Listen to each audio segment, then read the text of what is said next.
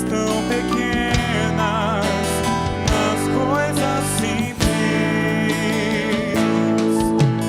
Deus quer falar comigo em coisas tão pequenas, nas coisas simples.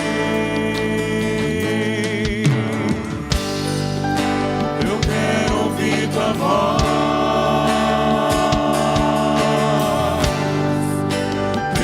Estar atento a todo movimento do céu em direção a mim. Fala, Senhor, preciso ouvir tua voz. Eis aqui o teu servo.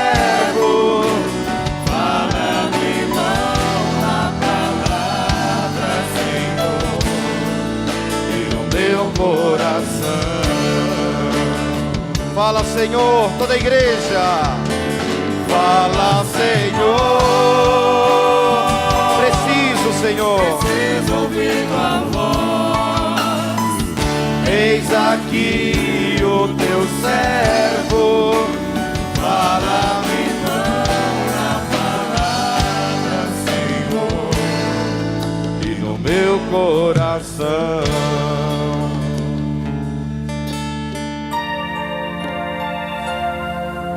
O Senhor esteja conosco. Ele está no meio de nós. Proclamação do Evangelho de Jesus Cristo segundo São Lucas. Glória a vós, Senhor. Evangelho capítulo 12, versículos 32 seguintes. Não temais, pequeno rebanho, porque foi do agrado de vosso Pai dar-vos o reino. Vendei o que possuis e dai esmolas. Fazei para vós bolsas que não se gastam, um tesouro inesgotável nos céus, onde não chega o ladrão e a traça não o destrói. Pois onde estiver o vosso tesouro, ali também estará o vosso coração. Estejam cingidos os vossos rins e acesas as vossas lâmpadas. Sede semelhantes a homens que esperam o seu Senhor ao voltar de uma festa, para que quando vier e bater à porta, logo lhe abram. Bem-aventurados os servos a quem o Senhor achar vigiando quando vier. Em verdade vos digo, ele há de cingir-se, dar-lhe a mesa e os servirá. Se vier na segunda ou se vier na terceira vigília, e os achar vigilantes, felizes daqueles servos. Sabei, porém, isto: se o Senhor soubesse a que hora viria o ladrão, vigiaria, sem dúvida, e não deixaria forçar a sua casa. Estais, pois, preparados, porque a hora em que não pensais virá o Filho do Homem. Disse-lhe Pedro: Senhor, propõe essa parábola só a nós ou também a todos? Jesus replicou: qual é o administrador sábio e fiel que o Senhor estabelecerá sobre os seus operários para lhe dar ao seu tempo a sua medida de trigo? Feliz daquele servo que o Senhor achar procedendo assim quando vier. Em verdade vos digo, lhe confiará todos os seus bens. Mas se o tal administrador imaginar consigo: meu Senhor tardará a vir, e começar a espancar os servos e as servas, a comer, a beber e a embriagar-se, o Senhor daquele servo virá no dia seguinte. O Senhor daquele servo virá no dia em que não o esperar, e na hora em que ele não pensar, e o despedirá e o mandará ao destino dos infiéis. O servo que, apesar de conhecer a vontade de seu Senhor, nada preparou e lhe desobedeceu, será açoitado com numerosos golpes. Mas aquele que, ignorando a vontade do seu Senhor, fizer coisas repreensíveis, será açoitado com poucos golpes. Porque a quem muito se deu, muito se exigirá. Quanto mais se confiar a alguém, dele mais se há de exigir. Essas são para nós palavra da salvação. Glória a vós, Senhor. E pelas palavras do Santo Evangelho, sejam perdoados os nossos pecados. Beijem o Santo Evangelho, irmãos. Eu quero ver essa igreja. O vento balançou meu barco em alto mar. O medo me cercou e quis me afogar. Mas então eu clamei, filho de Davi. Ele me escutou, por isso estou aqui. O vento ele acalmou, o medo repreendeu. Quando ele ordenou, o mar obedeceu. Lindo coral para Jesus, igreja. Não creio mais no mar, pois firme está minha fé. No meu barquinho está Jesus de Nazaré. Se o medo me cercar, Ou se o vento soprar, seu nome eu clamarei, ele me guardará. e o vento, irmãos, que aconteceu? O vento balançou meu barco em alto mar. O medo me cercou e quis me afogar. Mas então eu clamei, ó filho de Davi. Ele me escutou, por isso estou aqui. O vento ele acalmou, o medo repreendeu. Quando ele ordenou, o mar obedeceu. Aleluia, igreja. Toda a igreja, lindo, lindo. Não temo mais o mar, pois firme está minha fé. No meu barquinho está Jesus de Nazaré. Se o medo me cercar, Ou se o vento soprar, seu nome eu clamarei, ele me guardará. vai, igreja, canta para Jesus. Temo mais o mar, Não pois firme temo. está minha fé. Oh, No meu Jesus. barquinho está Jesus de Nazaré.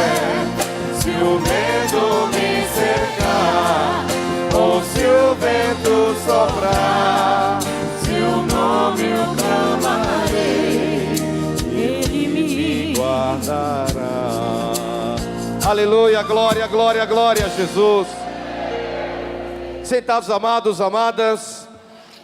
Irmãos, o Evangelho eu vou pregar é amanhã na Santa Eucaristia, de encerramento desta semana, de cura, de libertação, de exorcismo. Hoje eu quero meditar com os irmãos a passagem bíblica que está em Apocalipse 12. Porque falar do demônio,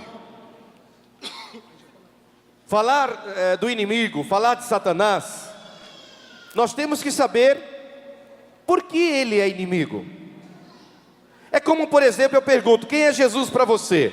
E a pessoa dá aquela resposta de catecismo, que aprendeu quando foi fazer a primeira Eucaristia. Jesus é o meu Salvador, que morreu na cruz para me salvar. Muito bem, me explique essa frase. Ah, eu não sei. Então não adianta. Não adianta. É como você levar, por exemplo, uma receita para numa farmácia e o farmacêutico, ele não sabe ler a receita. ele não vai ajudar você. O nome do remédio está ali. O nome do remédio é o remédio certo, é aquele remédio. Mas ele não sabe ler, ele não sabe o que está escrito. Assim é um cristão que não conhece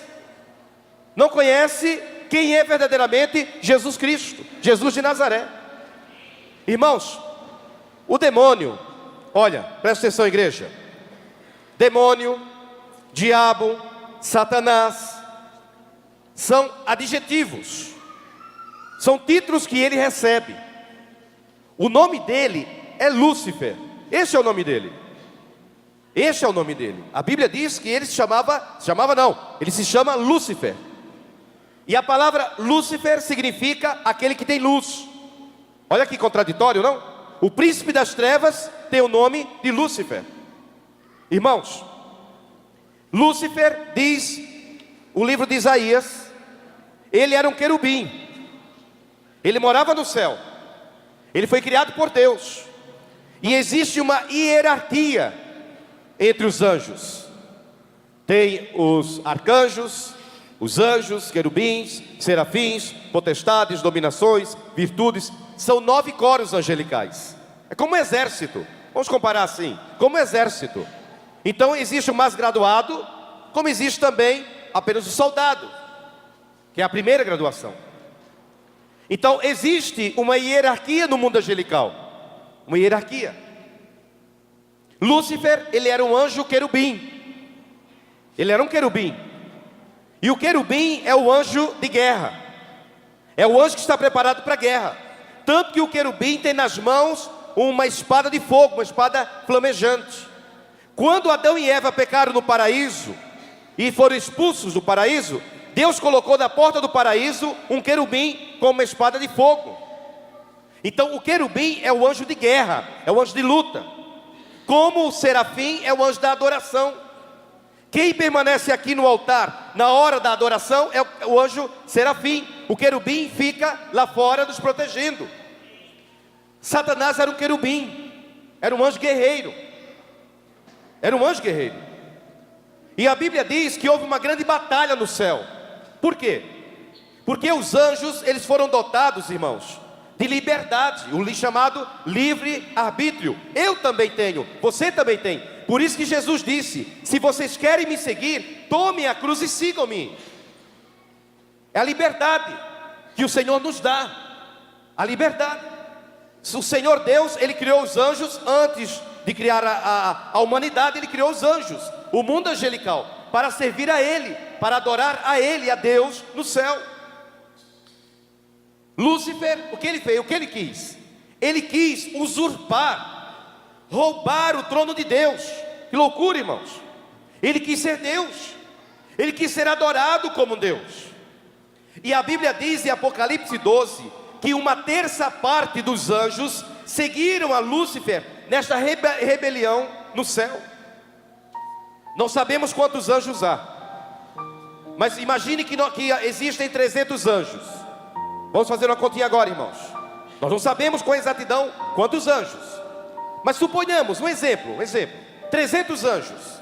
Deus criou 300 anjos.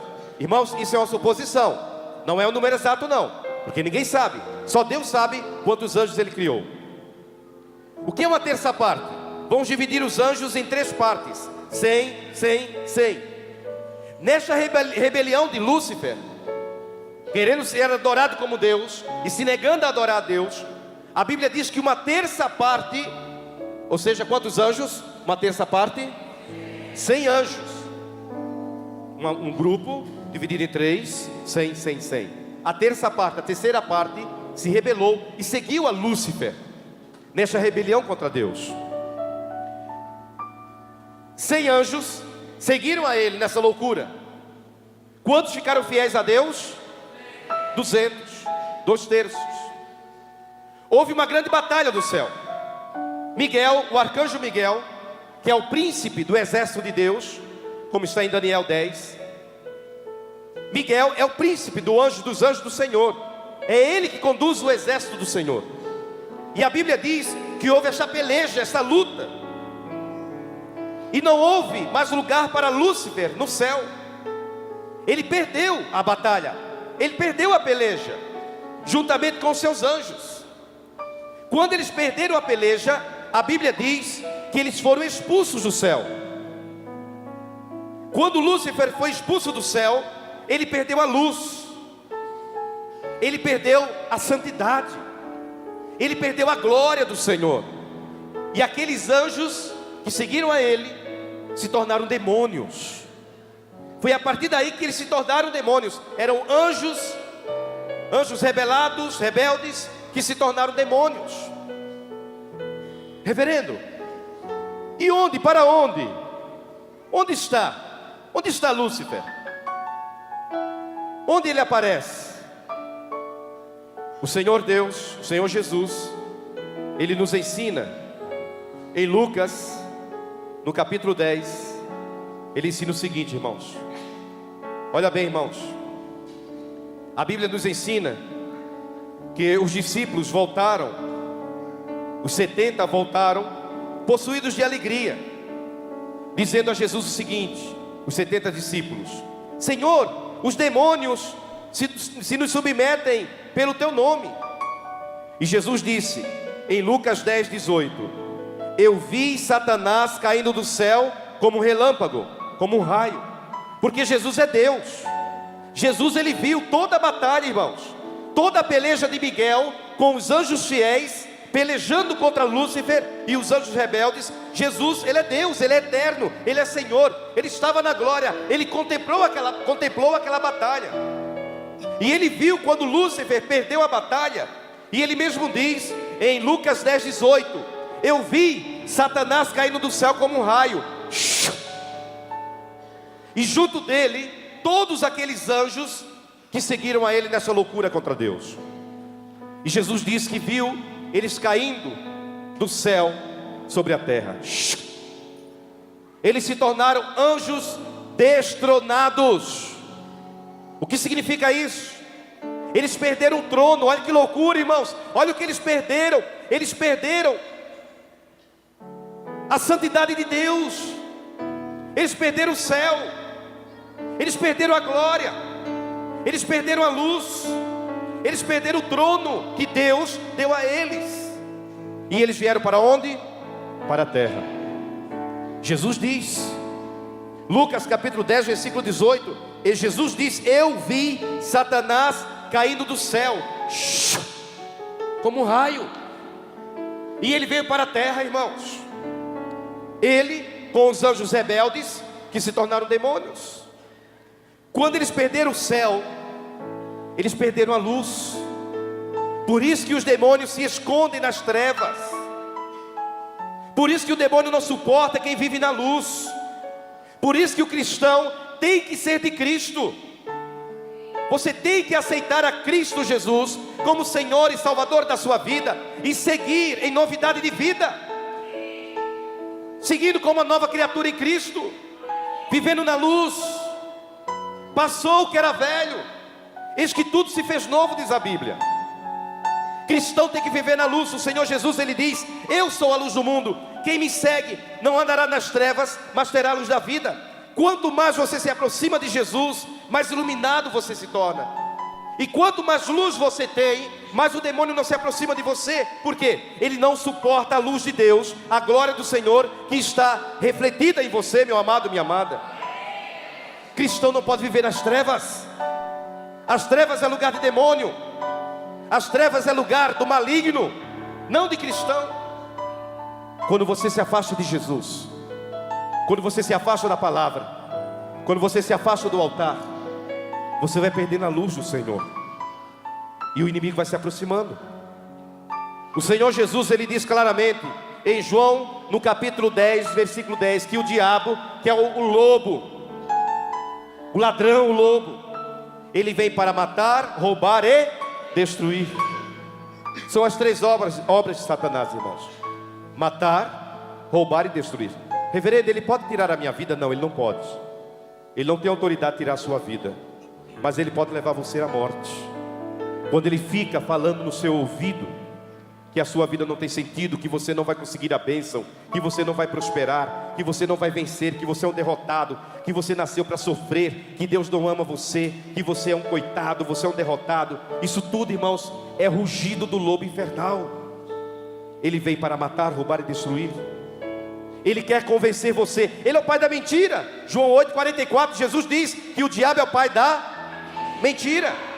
Por isso que eu não aceito o dia da mentira. O dia da mentira, um dia dedicado ao pai da mentira, ao diabo. Isso é absurdo.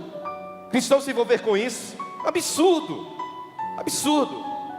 No dia da mentira desse ano, suposto dia da mentira, quando alguém me mandava algum torpedo, alguma mensagenzinha de brincadeirinha de mentira, naquele momento eu já deletava. Como eu posso compactuar com a mentira? A mentira é fruto do diabo, de Satanás, que é o pai da mentira. E Jesus diz: eu sou o caminho, a verdade e a vida. Jesus é a verdade. Quando você está na verdade, você está em Cristo. Viva a verdade. O diabo muitas vezes tenta convencer você, meu irmão, e me convencer também, que não vale a pena lutar. Não vale a pena. Ele tenta me convencer, lembrando que ele é o pai da mentira. Tudo que ele fala é mentira. Quando ele diz para você não, é porque Deus está dizendo sim. Ele é o pai da mentira. Quando ele diz para você, você não vai conseguir, é mentira, é porque você vai conseguir, em nome de Jesus.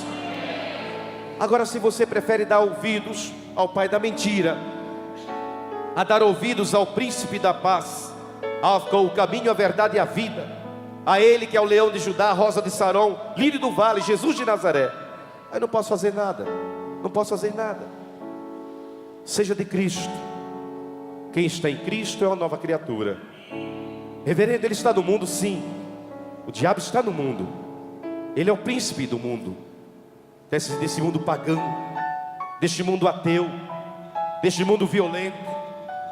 Salmo 33 diz: feliz é a nação cujo Deus é o Senhor. Às vezes eu pergunto: Jesus é o Senhor do Brasil? Aí todos respondem: sim. Me convença. Jesus é o Senhor da nossa cidade? Sim. Me convença.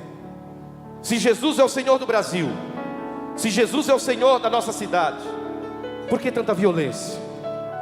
Porque o que leva uma pessoa, como eu vi esses dias no YouTube, uma senhora de idade, que a gente espera, pelo menos espera, que uma pessoa que tenha mais idade, mais sabedoria, mais vivência de vida, seja uma pessoa mais temente a Deus, uma pessoa que seja realmente um exemplo para jovens.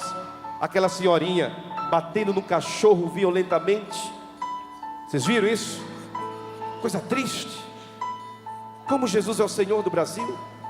Se acontece na nossa vida, no nosso país, cenas assim, crianças sendo estupradas, uma imoralidade tremenda, tipo de danças e de músicas, eu fico pensando, às vezes tem que ouvir porque o som é alto. Eu fico imaginando como alguém pode, um cristão, pode ouvir uma música dessa, um lixo desse, e se dizer que é templo do Espírito Santo. Se está entrando, deixando entrar todo o lixo, toda a podridão pelo ouvido, porque você entra pelo ouvido e vai direto para o coração. Como Jesus é o Senhor do Brasil? Como Jesus é o Senhor do Brasil? Jesus é o Senhor da sua vida? Aí todos vão responder: sim, Jesus é o Senhor da minha vida, aleluia. Você é uma nova criatura em Cristo? Você é uma pessoa de Deus? Você é uma pessoa convertida? Você é uma pessoa que lê a palavra, conhece a palavra, estuda a palavra? Você é uma pessoa de oração? Você é uma pessoa bondosa? Você é uma pessoa amável? Você perdoa os inimigos? Você ajuda aquele que precisa? Como você pode falar: Jesus é meu Senhor? Jesus, eu sou de Cristo. Ah, eu sou de Cristo. Se a tua vida, na tua vida e na minha, tem tantas coisas para colocarmos no lugar, fora do lugar. A Bíblia diz em 2 Reis, capítulo 20, versículo 1: Deus mandou o profeta falar para o rei Ezequias. O rei Ezequias estava numa cama, rei de Judá, morrendo. Você vai morrer um dia, viu, irmão? Irmã, você vai morrer um dia. Eu vou morrer. E não adianta falar Deus me livre não, porque vai morrer. Vai morrer. A não ser que Jesus volte hoje e nos arrebate para o céu. Mas senão nós vamos morrer. Nós passaremos pela experiência da morte. E não adianta falar, Deus me livre, não. Quando o Senhor chamar, você vai. Eu vou. O profeta entrou na casa, no quarto do rei Ezequias. O rei estava deitado numa cama, morrendo. O profeta entrou no quarto de Ezequias, o rei de Judá, e disse: Ezequias, põe em ordem a tua casa, tu vais morrer. E saiu. Ezequias deitado, voltou o rosto contra a parede, começou a chorar diante de Deus e pedir ao Senhor: Senhor, lembra-te de mim, olha para mim, olha para o meu sofrimento, Senhor. E a Bíblia diz que Deus viu o sofrimento de Ezequias, Deus viu as lágrimas de Ezequias, e Deus ouviu o clamor daquele homem, curou Ezequias e deu mais 15 anos de vida para ele. Querido, querida, olha para mim, olha aqui, olha aqui. Coloque em ordem a sua casa, ponha em ordem a sua vida, veja o que está fora de lugar. Não fique perdendo tempo com coisas, situações, ou até mesmo com pessoas que não vão acrescentar nada para você. Não fica perdendo tempo, não. Não vale a pena. Valorize as coisas boas da vida. Valorize as pessoas que amam você, as pessoas que querem o seu bem, as pessoas que querem o seu crescimento. Aquelas pessoas que não querem, entrega para Jesus. Seja de Cristo, seja de Deus. Amém? Feche seus olhos.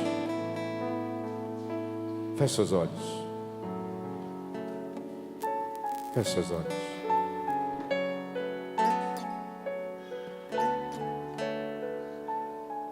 E diante do Senhor, pense. Pense. O que precisa ser colocado em ordem na sua vida, na sua casa. Determina agora mudança de vida. Determina agora uma vida nova em Cristo. Quem está em Cristo, nova criatura é. Veja o que precisa mudar na sua vida. Veja o que precisa mudar. Veja o que precisa mudar.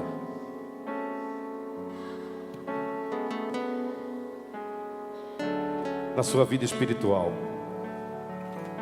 Talvez você não tenha orado, não tenha lido a Bíblia, não tenha feito as suas orações como você fazia antes. Antes você era uma pessoa mais de Deus, você era de mais oração. Hoje você está fraco, está frio. Bendito seja Deus. Aleluia. Coloque em ordem a sua casa. Põe em ordem a sua vida. Você não sabe quando o Senhor chamará você. Você não sabe. Então coloque em ordem hoje a sua casa. Amanhã pode ser tarde demais. Amém? Amado.